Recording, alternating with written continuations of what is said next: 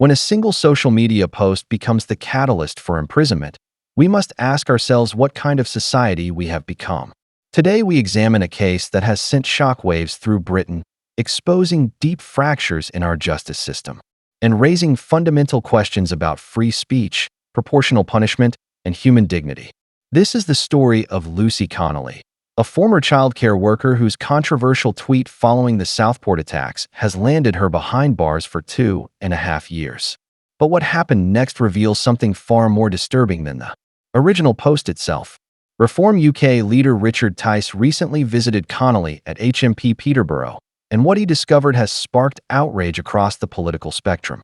According to Tice, Connolly bore visible bruises 5 days after being forcibly dragged by prison guards. She had been handcuffed and hauled across 3 floors of the facility before being thrown into a high-security unit typically reserved for violent criminals. The image Tice painted is deeply troubling. Here we have someone whose crime was posting an angry message online, yet she finds herself confined for 23 hours daily in conditions designed for dangerous offenders. Despite being described as a model prisoner, Connolly has been denied temporary release on compassionate grounds, raising serious questions about whether her treatment extends beyond standard punishment into something more vindictive. The original tweet called for mass deportation following the tragic Southport murders. Was it insensitive? Undoubtedly. Was it worthy of a prison sentence that exceeds those often given to violent offenders? That question lies at the heart of this controversy. Barrister James Bogle highlighted this disturbing reality when he pointed out that individuals who pose genuine physical threats to society frequently receive lighter sentences than someone who simply typed angry words. We now live in an era where speech appears more dangerous than violence, at least according to our courts. If you find this as concerning as I do, make sure to subscribe because these are the stories mainstream media refuses to tackle with the scrutiny they deserve. The case has prompted Tice to propose the Lucy Bill, a piece of legislation designed to address such apparent injustices. The concept is straightforward yet revolutionary. If 500 citizens agree that a sentence is manifestly unjust, they can trigger a special review process through 3 distinct stages. While the bill faces long odds in Parliament, it represents a symbolic challenge to a judicial system that has operated without sufficient oversight for far too long. This story becomes even more complex when we examine the broader context of British immigration policy. Reform UK MP David Buckley recently released statistics that illuminate a startling contradiction in how our system operates. Over 50,000 failed asylum seekers remain housed in UK hotels at taxpayer expense. These individuals have already had their claims rejected, yet they continue to receive public funding while British citizens languish on housing waiting lists. The numbers paint a disturbing picture. With approximately 150,000 outstanding asylum cases and a processing rate of just 15,000 annually, the backlog grows larger each year. In Buckley's own constituency, 4,000 people have waited 3 years for social housing while the local council has built merely 6 new council homes in a decade.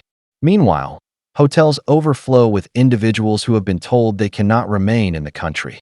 The Home Office response has been predictably bureaucratic, claiming they inherited a system under extraordinary pressure while offering no concrete solutions.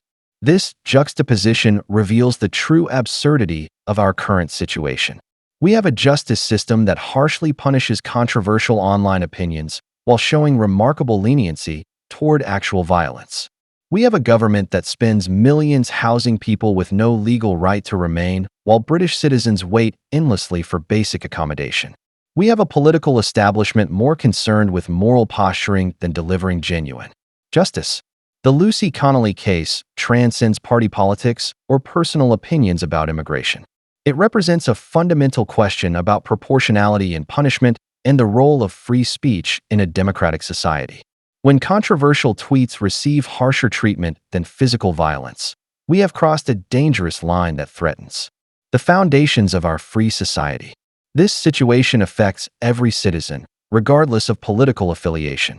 The central question is not whether you agreed with Connolly's message, but whether the punishment fits the crime. If a 2.5-year prison sentence for an angry tweet seems excessive, then we are witnessing something far more serious than a routine legal proceeding. Are we seeing evidence that Britain's justice system has become a political weapon? Or are we simply observing the system functioning as intended? The answer to that question will determine what kind of country we become. The fractures in our political system extend beyond individual cases.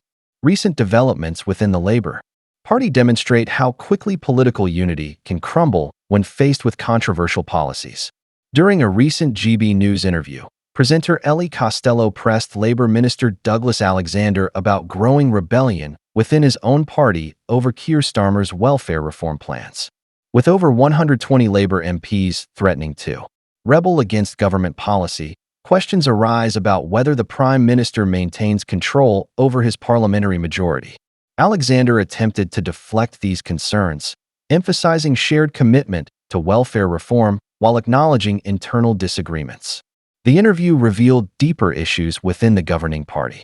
A recent YouGov poll suggests that if an election were held today, it would result in a hung parliament with Reform UK winning significantly more seats than current projections. This represents a dramatic shift in public opinion just 1 year after Labour's electoral victory. Alexander defended the government's record, citing achievements such as rising wages and falling waiting lists. However, the underlying tensions within his party suggest that public dissatisfaction runs deeper than surface-level policy disagreements.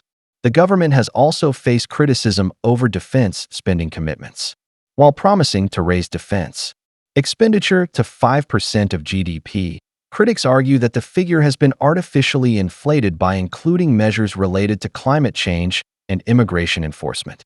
Alexander defended this approach, arguing that modern warfare requires a broader definition of security that includes cyber threats and infrastructure protection. These political developments occur against the backdrop of broader societal questions about justice, proportionality, and democratic accountability. The Lucy Connolly case serves as a lens through which we can examine these larger issues and ask ourselves what kind of society we want to be. Every citizen must consider whether our current trajectory serves justice or undermines it. When controversial speech receives harsher punishment than violent crime, when failed asylum seekers receive better accommodation than British citizens, and when political dissent is met with imprisonment rather than debate, we must question whether our institutions still serve their intended purpose. The choice before us is clear. We can accept this new normal where speaking out carries greater risks than committing actual harm, or we can demand accountability from institutions that have lost their moral compass. The Lucy Connolly case may have started with a single tweet, but it has exposed systemic problems that demand urgent attention. Share your thoughts on whether Britain's justice system has lost its way, because these conversations remain crucial to our democratic future. The mainstream media may avoid these difficult questions, but they deserve honest examination from every citizen who values freedom and proportional justice.